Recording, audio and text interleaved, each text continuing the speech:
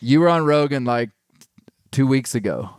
It's a lot different these days. Like the last time, like when we hunted together, and then we did the Joe Rogan podcast when he was still in California.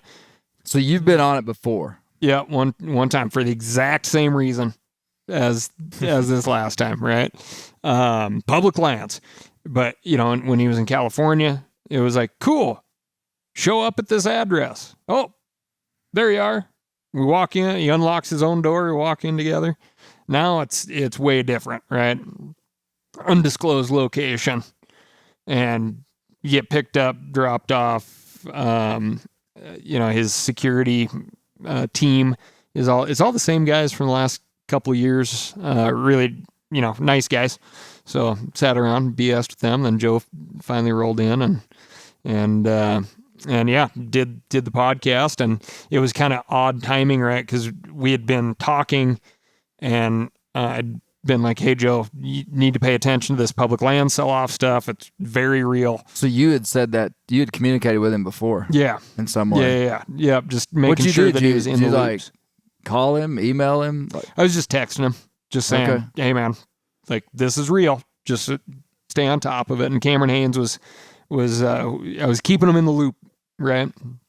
And then eventually I was like, "This is super real. Like, we got to make a podcast happen." And he's like, "Yep, you're right. It's so important." That's gutsy.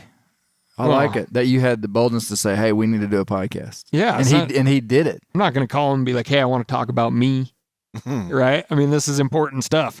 So, and yeah, I mean, he was like, "Okay, how about July 4th?" And I was like, "Dude, July 4th is too late. They're going to vote. They're supposed to vote in the Senate on July. So it's got to be earlier than that." And he was like, "Okay, yeah, I'll reschedule this other guy." And got in there July 3rd. And he's like, "But that's the best I can do."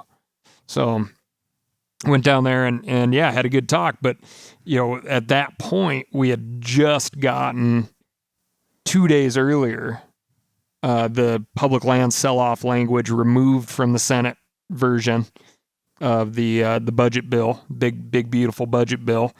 And so we kind of had like a little bit of a recap, but also like this is kind of how we got here. And, you know, Joe likes to have tangents too, you know, and some of which I'm not super interested in, if I'm being honest.